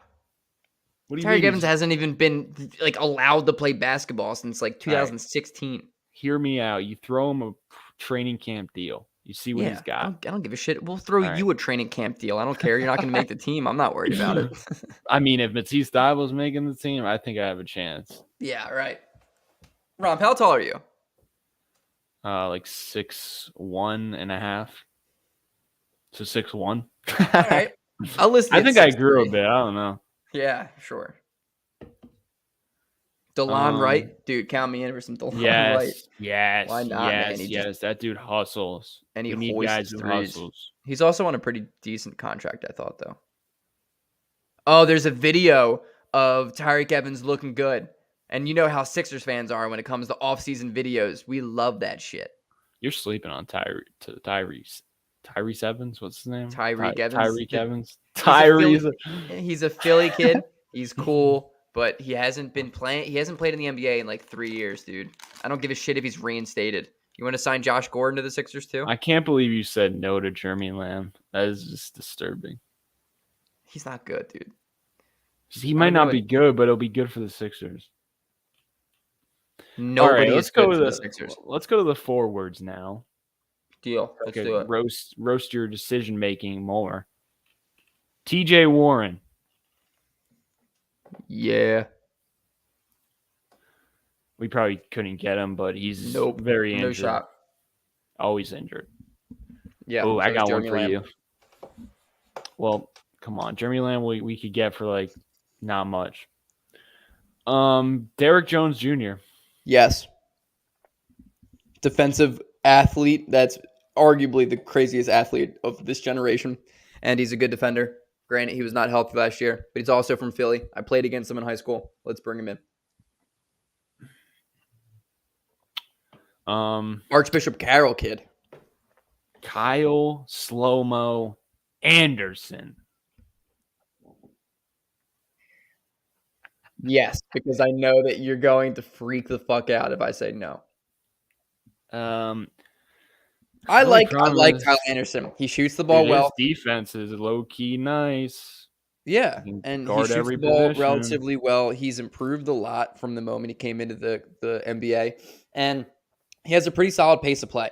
Like, he controls the ball well. He's a good secondary facilitator. And the Sixers need that because we don't really have any passing on this team. Like, the Sixers lack dynamic players who can pass the ball, shoot the ball, and play defense. So why not bring Slow-Mo in that can play defense and pass the ball? Daryl Morey's going to sign Slow-Mo. That's his type. He's not. Maybe. He's not as chunky as he would like, because Daryl Morey likes chunky and thick guys like PJ Tucker, George Niang, Andre Drummond. So he doesn't fit that mold. But how much do you think the slow aspect? He loves slow players, as we all know. What? How much do you think would be a deal for him, though? I just don't think he's going to take like a minimum deal. It's going to be like a 3 years, $20 million type of thing. He's going to get more than Furkan. Dude. No shot. More than Furkan, yeah, but I mean, I'm not offering him that type of money. I can find... You're not going to get him. I could find under the radar players. So if he wants to be, trying to take my money, get out of here. Jaylen Smith. Yes. We need a stretch five. Jaylen Smith's young enough to take a flyer on. He's athletic. He can play defense. He just hasn't been in the right situation. Yeah, he just hasn't been in the right situation. Why not? The Sixers will never sign him because it's... Just Daryl not Morey what the has. Sixers do. Now this is actually true. Daryl Morey has no clue who Jaylen Smith is, Dude, he and you knows who cannot Jaylen Smith deny is. that. He does not know who Jaylen Smith is. He is a general manager, a real general manager, Romp, for the Philadelphia 76ers. He has been a general manager for the last 12 years. He knows who Jaylen Smith is. What about Michael Beasley? Nah. He's too old. Wait, Mr. who am I thinking Ripu. Dante DiVincenzo. He's going to get too much money. It's on. I just looked up 2022 free agents, and it should be the first website that pops up. Rick Bennett. So I'm gonna keep going here. Chris Boucher. Yes. He'd probably be the need to see worst five. player on. He'd be the worst player on the Sixers, because he was so good against us. He would come here and be like, just forget how to play basketball, probably. Yeah, I don't know. He does splash it though he just does the little things. Yeah. All right, here's one. Malik Beasley. Dude's one of my favorite players. I don't think he's a free agent. We could probably trade Thibault for him, honestly. No, dude. If we could trade Matisse Thybulle for Malik Beasley, I would have a parade. Dude, we definitely could. Then I would do it. You're gonna laugh at this one. I think I might have asked you this before. Jake Layman. Yes. Yeah, you're on the Jake Layman train. Yes, he shoots the three ball. He shoots the three ball. He can play stretch four, and he's kind of a freak athlete, really under the radar, crazy athletic. Dude, that's a guy we could get for absolutely nothing. Yeah, that would be great. He didn't play last year, and I asked the T-Wolves fan, and he said he doesn't mind Jake Layman. No, Layman's not bad, dude. Wow, I'm proud of you for that answer. I'm a Layman fan, dude. He can get up. Nick Batum. Oh my god, dude. I guess. Whatever. Just because I don't want to argue with you. Sure. No, I don't. I'm done with that, Nick Batum. I don't want him. Truly, I don't want him. He's too old, too slow. He's not going to be able to defend shit. Nah, he could defend, but he's 50. He's just not the athlete I want. No, he's not an athlete at all. All right, don't disrespect Nick Batum now. All right, Josh Okogie. No. What? He's the same thing as Matisse Thybulle. Yeah, but better except offensively. Worse. Better offensively and a more high IQ defender. No. Yes. No.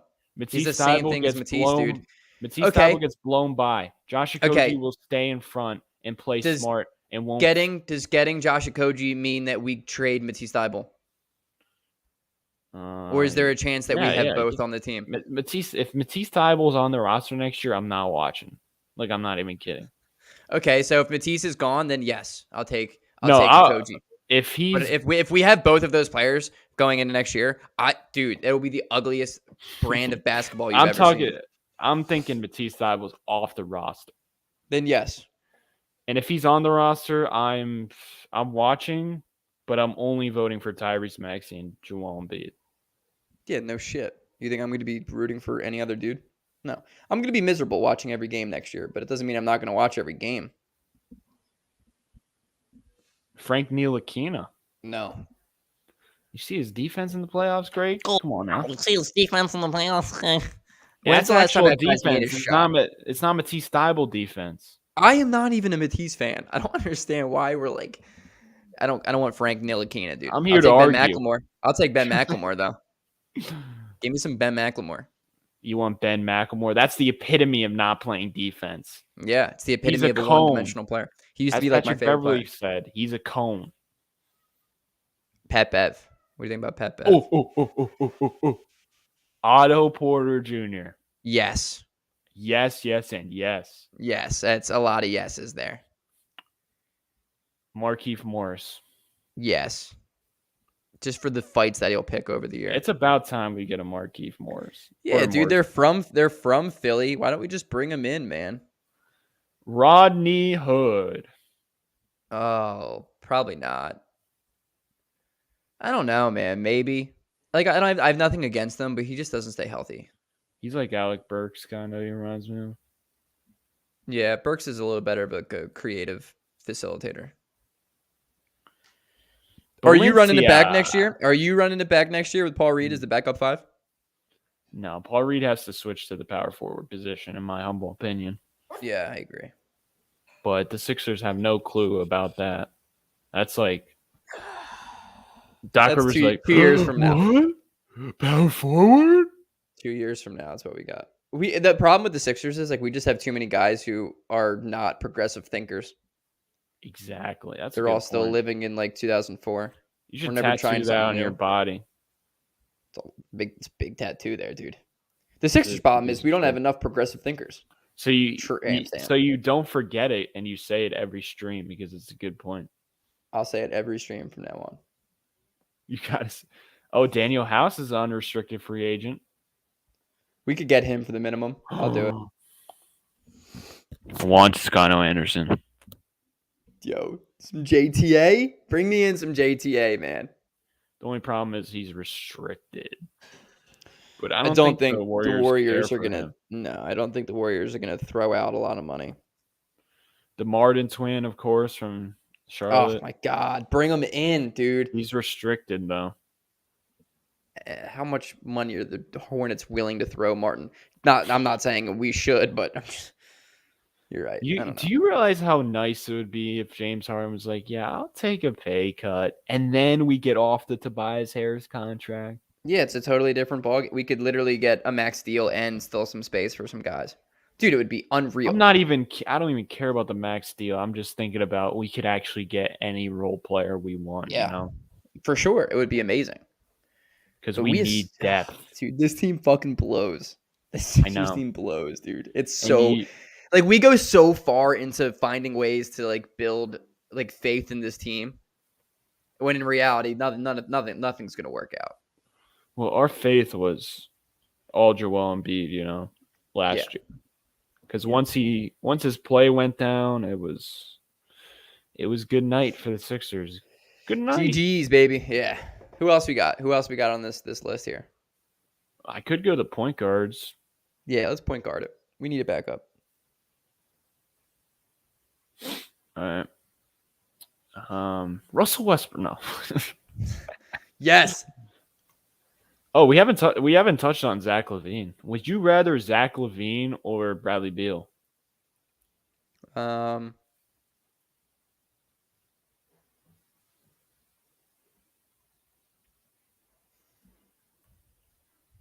Either, I guess. I think you could give me a case for both, and I would agree. My guy, Mr. Rudy Poo. I love you, but I think Jared Culver is the worst NBA player in the league who got minutes last year. I'm not even kidding. Yeah, he's not good. I love you, Mr. Rudy Poo, but you got to rethink that. Dude, maybe he just needs a revive. Now, Daquan, I'm going to have to roast you now. McGee for backup center. We should not, if we sign any centers, Daryl Morey should be put in a boxing match against Jake Paul. Are you there, Greg? Oh, he's having trouble. McGee. See, here's my problem. We have centers. We have Charles Bassey. Just play Charles Bassey. He's not that much of a issue. Just play Charles Bassey. Don't sign centers. It's just a waste of money, in my eyes. All right. Plus, you have Paul Reed who can play center. Can you hear me? Can you hear me? Yes. You're back? Yeah, I'm back. Dude. Yeah. If we play Charles Bassey, we don't need a backup 5. And we could play Paul Reed at the 4. Team looks a little different. And we could play Paul Reed at the 5, depending on the matchup. Yeah. But is Doc Rivers willing to do that? Or does he And want a veteran guy? I just don't think JaVale McGee's it because JaVale McGee is a perfect product of Chris Paul. Chris Paul makes every center he plays with who is athletic much, much better than they actually are. JaVale McGee would revert back to his old JaVale McGee self with us, and he would not be the Phoenix Suns JaVale McGee. Wait, so go back to the Zach Levine, Bradley Beal. Who would you rather take? Beal. Really? I was kind of leaning a little bit towards Levine. I don't think Levine's that great, to be honest. I'm just afraid of Beal not coming back to his former self. I think Levine's like more of like a third option, fourth option. Beal has yet to prove it. He is a number 2 option on a team. I mean, with the Wizards and John Wall, he was The second option, and yeah, they were a second round exit, dude. yeah, but Also, Levine's not like a defender. Let's not go out on a limb here, guys, and say Yeah, the he's difference not between a the two is defender. defense because Levine's not a defender. I just like Levine because he's younger and he is a crazy, crazy athlete. And Tyrese Maxey and Zach Levine together in a fast break would arguably be the best fast break in the NBA. Levine and Beal have injury histories, though. Yes, they do. So how about neither? All right. Well, Steven said Maxey's a future athletic Tony Parker. My question to Yes, you, Greg, like that. and chat: Steven, do you think the Sixers can develop Maxey into Tony Parker? They're not even willing to give him on-ball opportunities since James Harden has gotten here. They're like, oh my God, we have James Harden. Maxey, do not play point guard ever. Ever. all right, dude. Like, here's my thing. Tyrese Maxey wasn't ready for that this year. Like, he's not a good I passer. disagree. I mean, he's not a good passer. He's but you not gotta ready for it. You got to give him an opportunity. To Not learn. this and you year, got to not this instill. year, You got to dude. instill confidence in him. You could tell Of course, the coaches were of like, course. Yes. "We don't want that. We don't want him." But to hear do me that." out. Hear me out. It was not this year. This year's not a trial year. It Like, doesn't it's matter. Embiid. It was a trial year. We had but no it shouldn't chance with have the been. freaking depth we had. Yes, but it shouldn't have been a trial year because Embiid just came off his second runner-up of a fucking MVP. Like, Embiid's not going to play into his 30s, dude. It's just not going to happen. I hate to be the bearer of bad news, but he's going to be like Larry Bird, and he's going to retire when he's like 32. So that leads me to my next question: Ooh. Is Embiid Segue. is this Embiid's last year with the Sixers? No, he's going to be a Sixer for the rest of his career. Yeah, but if we fall up short in the second round, do you think it's time to move on for both sides? Do you think the Sixers would have the balls to trade Joel Embiid and not Tobias Harris? If Tobias Harris is a Sixer Oh, God. longer than Don't Embiid even- is, don't even- dude, I know I kid around about this a lot, but I will truly jump off of the Brooklyn Bridge. No, Tobias is gone this offseason. If Good. that doesn't happen, Morey's a fraud. Dude, run it back, man. This team's so close. Run it back. Run it back. If they run it back with Cam Reddish, I'm all for it. But Yeah. here's my thing is like I hope we get him now just for you. Like, I truly hope we get Cam I Reddish. love Cam Reddish. I do too, man. I love him. Like, love he's him. one of I my love favorite him. guys in the league, but I think it's so funny how hard you will fight for Cam. I will be saying he's the next Paul George. Oh my god. Every game. He has the ability, but his thing is his hustle and his motor are two of his worst attributes. And as a Sixers organization, that is the thing that we I lack the disagree. most. I don't think he ever gotten a chance to fully shown it All right. in a winning situation. Yes, though, I Hawks- do. I believe the Tyrese Hawks- Maxey. I believe Tyrese Maxey can develop into a all-star. And if that all-star, he's not like the only thing with Tony Parker, like Tony Parker couldn't really shoot. And he was a way better facilitator. Maxey is a way better scorer than Tony Parker. And they both finish at the rim at an exceedingly high level, but like they're not really the same player. He gets It's to a the very free hard throw comparison. line. He's going to be Yeah. getting to the free throw line a lot. Yeah, as he should Um, be, dude. Once he starts getting calls because he's, a guy. But But I think Joel Embiid, like, if we lose next season, like, second round again, he's got to focus on his career and, like, really look himself in the mirror and be like, I can't win with this trash-ass ownership. It's trash. I agree. But he looks to Philadelphia as the city that like saved his life. I mean, True. This is, it's bigger than basketball sometimes. It's why Damian Lillard doesn't want to leave Portland. It's like, we took a chance on this kid. Embiid never really lived in America. I mean, he was in America for like 2.5 years, and then Philadelphia. It's the only place he really knows is home. So, like, it's difficult. It's like if you were on the Sixers, would you demand a trade to go somewhere else? I mean, you might, but like you're a Sixers fan Absolutely. yourself. I hate Daryl Morey. But you're a Sixers fan yourself. Like, it's Mr. Rudy Poo, difficult, this man. is not true. Cam Reddish plays defense. Yeah, he's a baller What are you defensively. When he tries, which is Yes. rarely, he's a good defender. Dude, these are NBA players. It's literally 90% his effort on defense, especially with Cam Reddish's archetype. I do not want to get into let's being honest about Joel Embiid. Joel Embiid's the best player the Sixers arguably have ever had in the past 35 years. He is he's the only reason the Sixers team isn't a top 5 pick right now in the NBA draft. With Harden, with 3 Hardens, with a starting lineup full of 5 James Hardens, the Sixers are still a lottery team without Joel Embiid. Let's put some respect on the guy's name. Yeah. The injuries he got during the playoffs over the past couple of years have been literally freak accidents. His thumb, yeah, whatever. But he played with it, and he played well with it. He won a game winner on it. He got elbowed in the goddamn face until his face came off of the rest of his face. Let the guy have some sympathy for this man. I mean, the Sixers set him up to get injured by, course, having we're the up by highest 100. usage rating of all time. Yeah, it was And like the also, 14th highest in NBA history. Like, you look at Jimmy Butler, like, everyone's like, oh, he's going insane. Like, dude, the dude didn't play at all. Wait.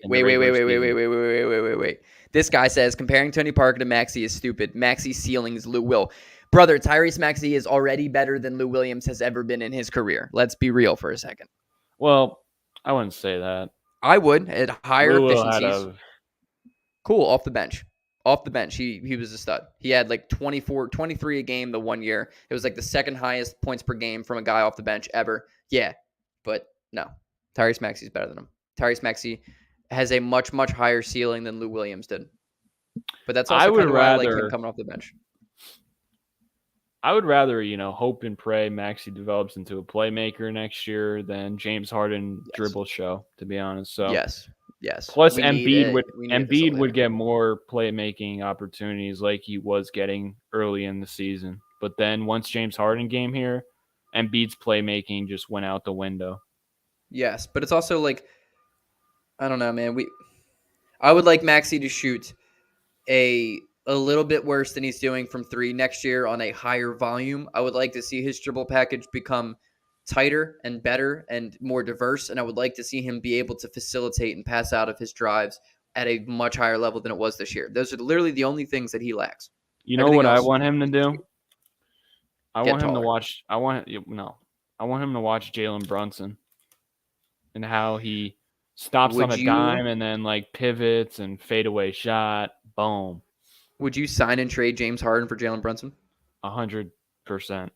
I would rather Jaylen Brunson than Bradley Beal. I'm not with even a backcourt of Tyrese Maxey and Jaylen Brunson. I know it's small. Anybody. I know it's small, but Brunson, he's like a Fred VanVleet type. I'm talking about prime Fred VanVleet. I'm not talking about this year's Fred VanVleet. That was a shell. He was a stud this year before he got hurt, though. Yeah, I'm talking about prime.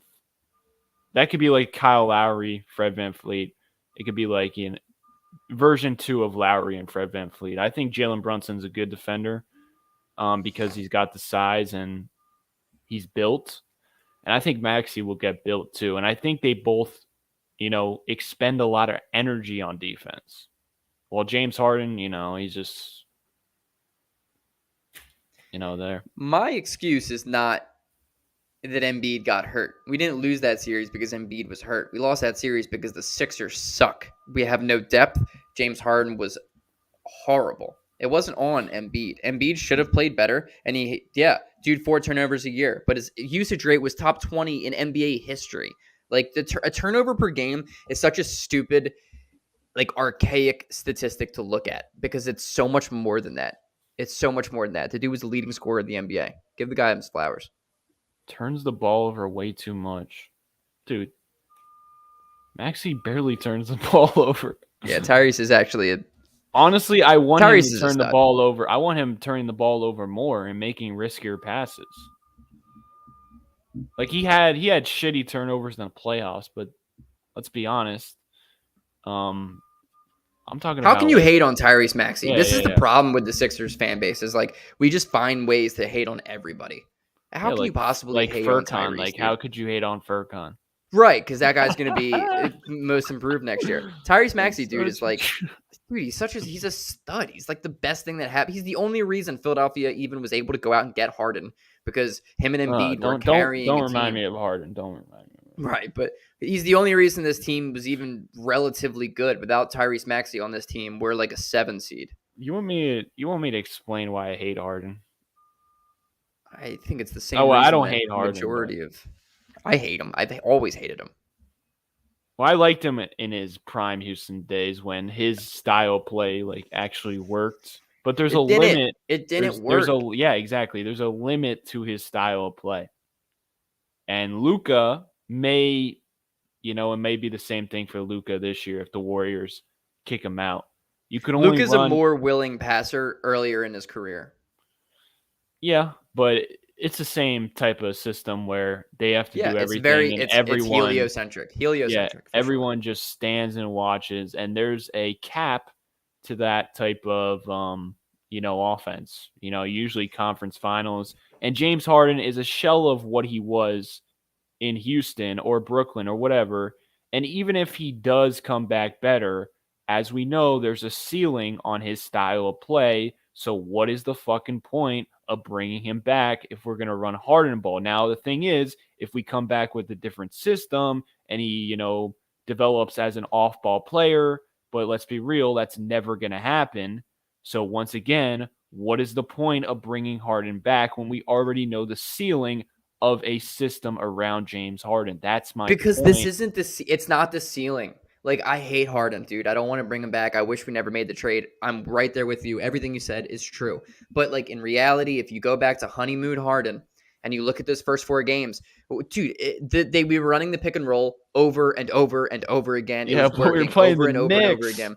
And the Wolves, the Wolves are a good team, T-Wolves. man. But we beat the Wolves by 30. Like, it's not like but they were playing such stupid defense. They were double Harden. It doesn't matter. But they doubled Harden in the playoffs, and he couldn't do anything when Embiid wasn't there. Yeah, we were clueless. But the thing is, the Heat aren't very good. Like, I know they're up 1-0 right now on Boston, but Boston didn't have Horford. They didn't have Smart. Robert Williams died mid-game, and Grant Williams got stepped on. But the foot literally landed on his face. The fact that he didn't die was crazy. Like, the Heat are not very good. Like, we shouldn't be struggling like we did.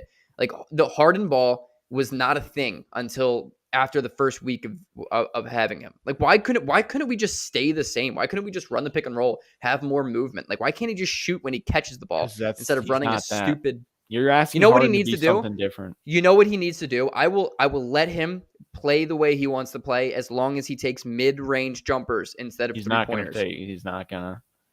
Maybe he will. Maybe he won't. But that's what we need from him. That's his next step. Harden's next step in his career is to take a mid-range jumper because the shit'll go in. Shout out to the Liberty line, my boy Steven. But he's just not gonna do that, man. Then dude, there's no think point. about this. So we're at the prime of Joel Embiid's NBA career. We might be past it right now. This may have been last year. Who knows? Stop. Is he going to be a top 2 MVP guy next year? He's going to improve. I can tell you that. Hopefully, he's going to improve. I agree. Or hopefully, he'll stay the same. But I think he's going to improve, and I think he should focus on offensive rebounding, being a better role man, not being God. You know what I'm saying? But we haven't given him any reason to not let him be God.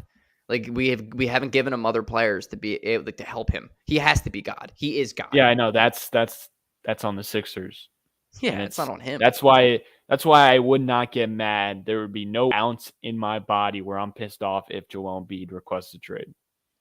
Of course not. He deserves to win. And if it's not going to happen in Philly, I want him to do somewhere else. Also, Bradley Beal does not just simply fix our half-court offense issues. The problem with our half-court offense He'll help it.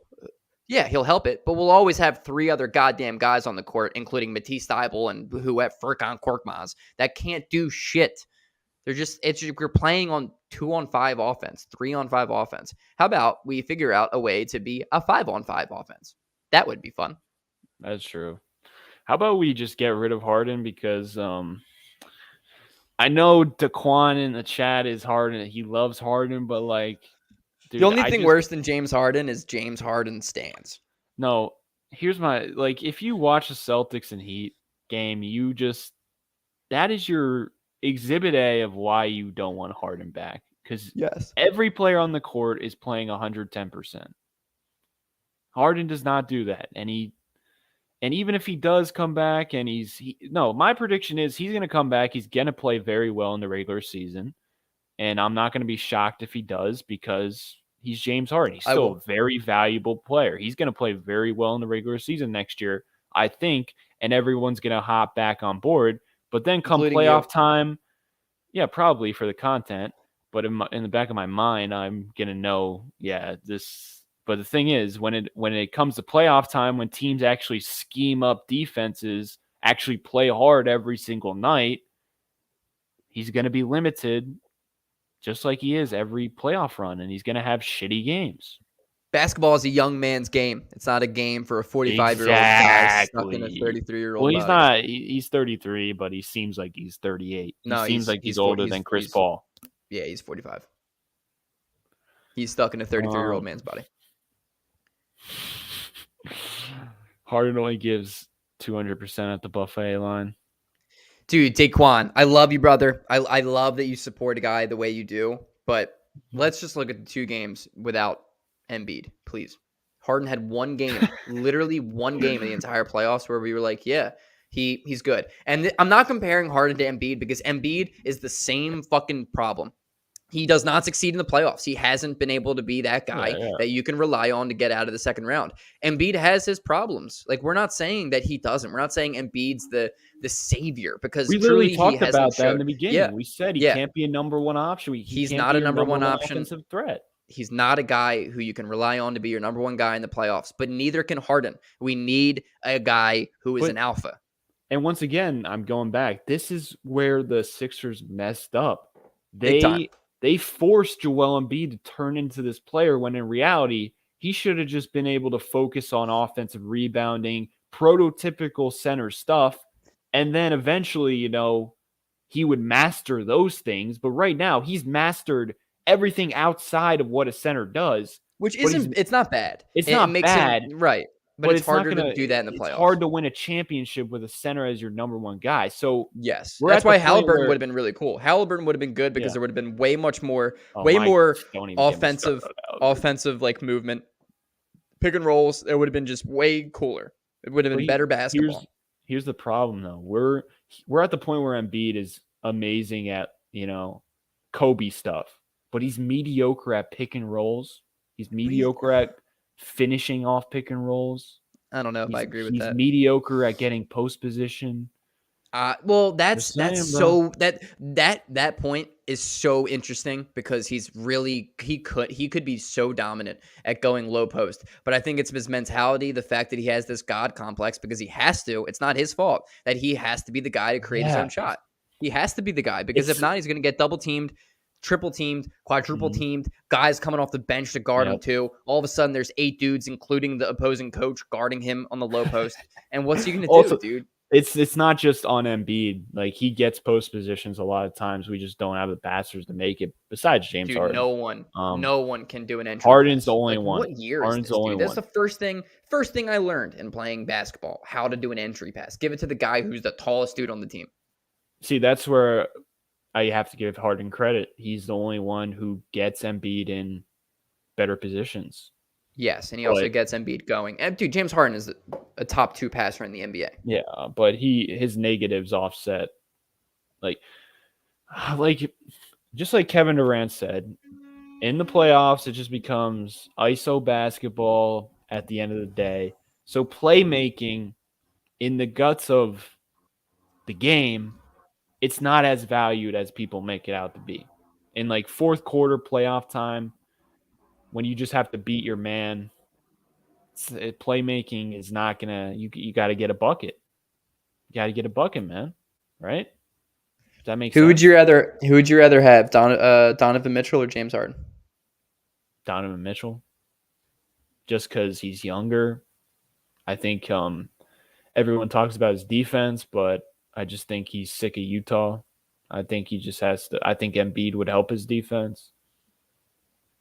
And I think I don't know, like everyone's talking about Bradley Beal's defense. I think Bradley Beal is going to be a fine defender if we have the culture and we're winning, Winning cures a lot of things. But we need, in order to create culture, we need to bring in management and players who have culture. We have neither, my man. We don't have a coach that creates culture. The more we talk about the Sixers, the more we realize how screwed we actually are. Yeah, we are extraordinarily fucked. There's no getting around that. And we're trying to find ways in order to be happy. But it's the same thing next year. That's why we need Cam Reddish. Because think about it. The dude didn't even win in college, dude. It's like back to the process days where we were like, oh my God, this Nick Stauskas dude, he could be something. Well, I don't think anyone said that about Nick Stauskas, but dude, he was a top 10 pick. He was a top 10 pick in the NBA draft. Don't sleep on Nick Stauskas. I remember everyone would love KJ McDaniels, and just the potential of him, we were hype about.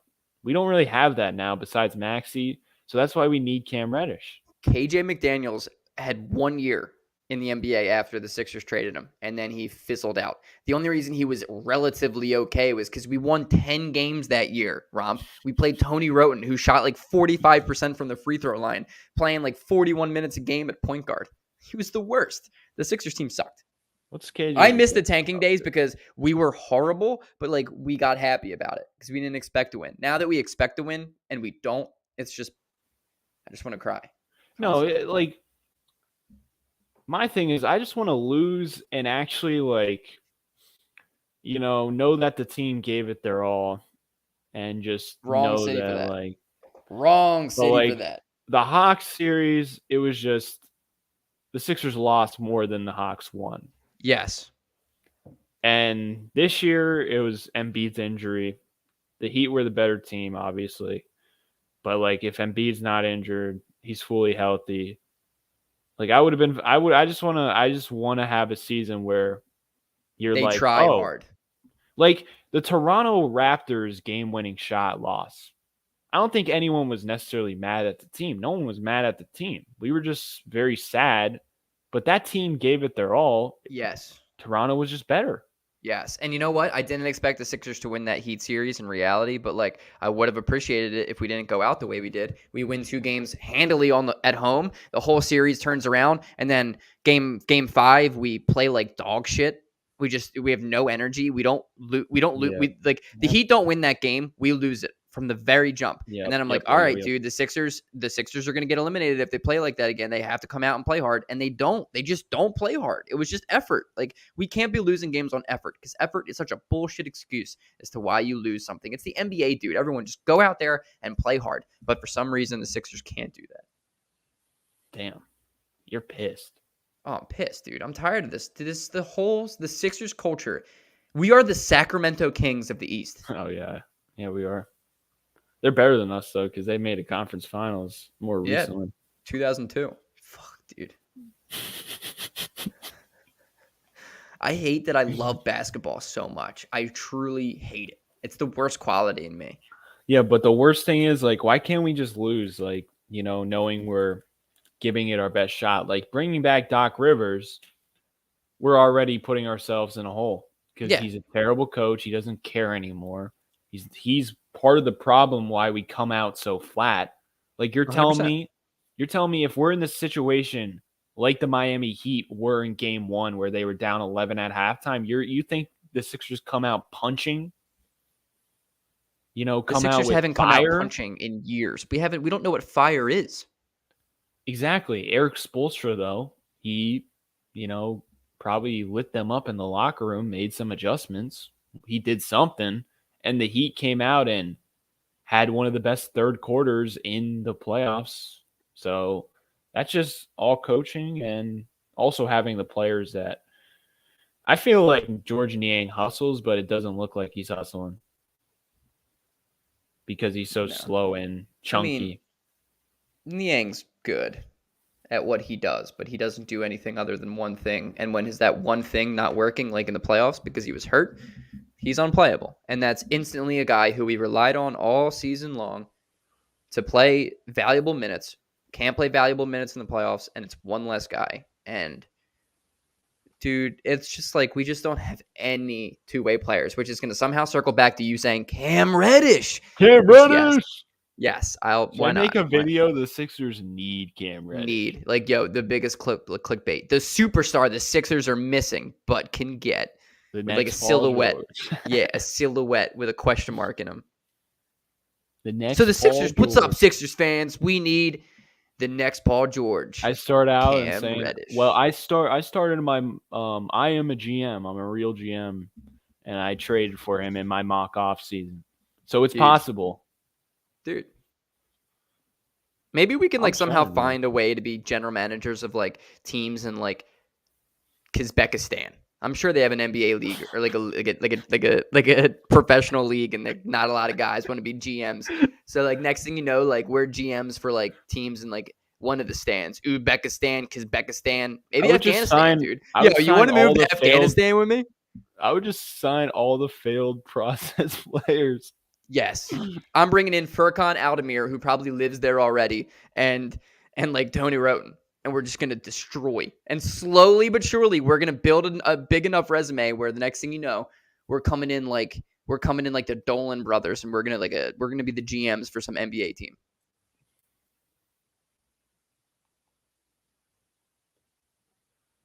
Eric said, what about Donovan Mitchell for Harden plus Thibault? Yes. 100%. Absolutely. I think that's actually possible. Low-key. I think Utah might take Harden. Oh my god, dude! It's so funny because the Utah's defense is so bad. Without Rudy Gobert, their defense is the worst in the NBA. And what better way to like convince your entire fan base and be like, don't worry, guys, we're getting James Harden. Oh, this is the thing about Donovan Mitchell. His defense is bad because he has to do everything offensively. His defense is bad because he doesn't try. No, it's because he has to do everything offensively. If he had a lesser load, because he was a defender in college at Louisville. Wow, in college.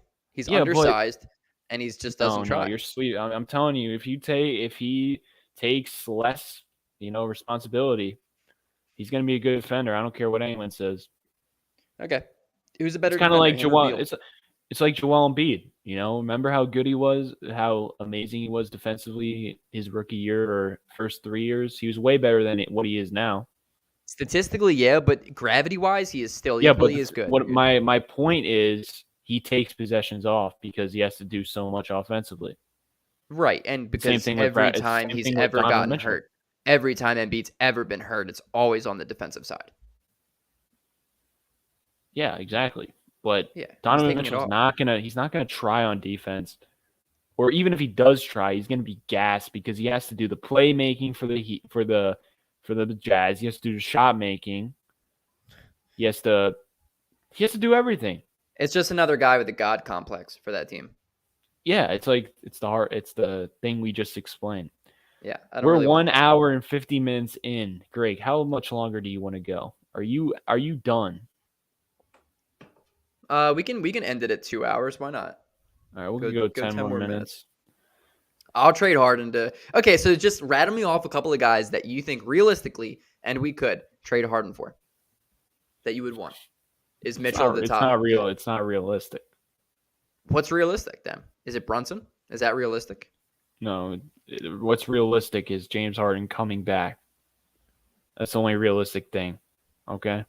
Thanks for really just shitting on that. We've theoretically talked for an hour and 51 minutes and 27 seconds, and now it's like, let's keep bitching. This is what we're going to be doing off season. Yeah, it's the only thing I'm really good at as a Sixers fan. Let's keep bitching and moaning until our ideas happen. I've like become an expert at trying to find happy ways out of the shittiest situation ever. So the Cavs got back to me. Oh, let's talk, dude. He says Kevin Love is available for the right price. Ooh. But now I gotta text him and be like, are you willing to take on Tobias Harris's contract? And he's gonna be like, dude. No, heck no. What about like a Tobias and Matisse What do you think of this deal? Wait, Tobias and Matisse for Kevin Love and Colin Sexton. I already traded Matisse Thybulle. Remember, I traded for Cam. Yeah, Cam Reddish is on my squad. You quickly Yeah, depleted every other. that was a mistake because he was one of my assets. I should have looked into. You literally put it all in the bank for Cam Reddish. I'm happy with it. But okay, so here's a trade. What up, Mav? Sorry. Oh, look at Greg with the stash. Yeah, dude. Trying to be Furcon. Trying to look as attractive as Furcon. I've always wanted to look like somebody born and raised in Turkey. So here we go. Yeah. This dude's trying to fleece me because he said Kelly Oubre's available, and I was like, I want Kelly Oubre, but then he was like, I do not want Danny Green. And my plan was to be like, yo, Danny Green in a second round pick for Kelly Oubre because Charlotte then gets more cap space. So that was my plan of action, but he quickly turned that down. But he countered and said, Korkmaz, Niang, Isaiah Joe, 2 second round picks for Kelly Oubre and Nick Richards. No. Dude, you're gonna have 7 guys on the roster after trading for Kelly Oubre.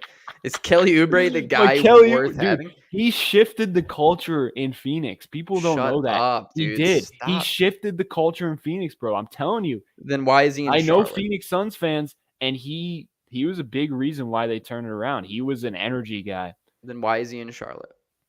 It was kind of like a Pat Bev. Like Pat Bev shifted the Clippers culture. You're not trading 4 guys and 2 picks because first of all, your assets are limited as is for Kelly Oubre. I understand. I'm in win now mode. Oh, Kelly Oubre is that guy? I don't care. Cool. No, for me, I don't care. Kelly Oubre is the guy that's going to bring you a championship. For me, I don't care about picks. You have this is basically going to have to be your last trade. Yeah, but this is a hypothetical offseason. So I don't give a shit about picks. I'm willing to trade all my picks. It's not about the picks, man. It's about you're trading the 4-3 guys for a dude. Yeah, but I'm trading Korkmaz. I'm trading Korkmaz, Niang, and Isaiah Joe. None of those are playoff players. Do not be so impulsive. Playoff players. Do not be impulsive, please. Consider Super Mario, my guy. Consider your options. Suns don't get Chris Paul without Oubre's emergence. That's why Oubre is not a freaking Sun because he was traded for Chris Paul. Okay, dude. I like Kelly Oubre. On Oubre. I like Kelly Oubre, dude. I do. But we're not trading 48 dudes for him. And it's funny, I thought you said Kelly Olynyk at first, and now I'm like, oh shit, we're talking about Kelly Oubre. We're talking about Wade Poppy. Kelly Olynyk is available in the league, by the way. So, are you interested in Kelly Olynyk? Low key, kind of, yeah. Well, they want young players and assets, and we don't have any of that. Yeah, especially after you trade 7 of them for Kelly Oubre. Yeah, but again, here's the thing. Imagine I get the Tobias Harris deal done. And what is this deal again? What does this deal entail? Tobias, Paul Reed. Well, Isaiah Joe was in it, but if I do the other deal, he can't be in it. Look at that. And all of a sudden, bang, you're stuck with Tobias Harris. But Tobias Harris, Paul Reed, first round pick and a second round pick for Eric Gordon and Christian Wood. I like that deal more than I like the Oubre deal. The Oubre deal is too much. What about the KCP for Danny Green and Jaylen Smith? I love that. I would do that in real life. So we could have a Harden, Tyrese Maxey, Cam Reddish, Christian Wood, Embiid, and then off the bench we could have KCP. KCP could even start because he's got that defense. I'll let Doc Rivers decide that. We got Good KCP. Good idea. Let Doc Rivers decide the fate of our team. We got Eric Gordon, and then we got Kelly Oubre, and then we got Paul. Oh no, we don't have Paul Reed. No, you have no one else. I'm gonna have to sign some forwards. Okay. So free agency. What would cap space look like after all that? I mean, if I get rid of Tobias, Dude, I'm sure. I'm gonna have Why not? some. I I'll like probably be able to KCP, sign man. Jake Layman, for nothing. Sweet. We'll You be lose stuck with one the white Jake. guy of Furcon, so you just sign another one. I like Jake Layman, though. I just want to make fun of you. This dude has Also, Creator Mab doesn't like. Why don't you like KCPs? I also He's don't better believe. than Danny Green at this point. I don't think Brooklyn's going to take the first round pick this year. I think it's going to be our pick. Also, KCP left the Lakers. Their defense. Yeah, KCP's nice, dude. I like him. Alex Caruso also was a part of that, but mainly KCP was a starter. Yeah, and it went. Caruso was a big time dude. That team has no goons. We need goons, Romp. We need athleticism and guys who could put the ball in the bucket. And also, I'm firing Doc Rivers, and I'm bringing in Jay Wright to establish a culture and get the goons out of the goons. Because Doc Rivers is not going to. That's not happening, dude.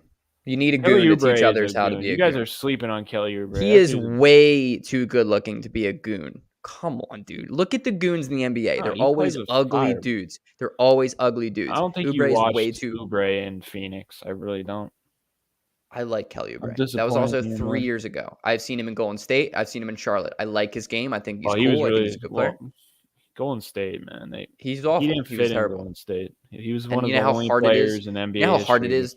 You know how hard it is to not fit in Golden State? Exactly. That's why we need that's why we need Kelly Oubre.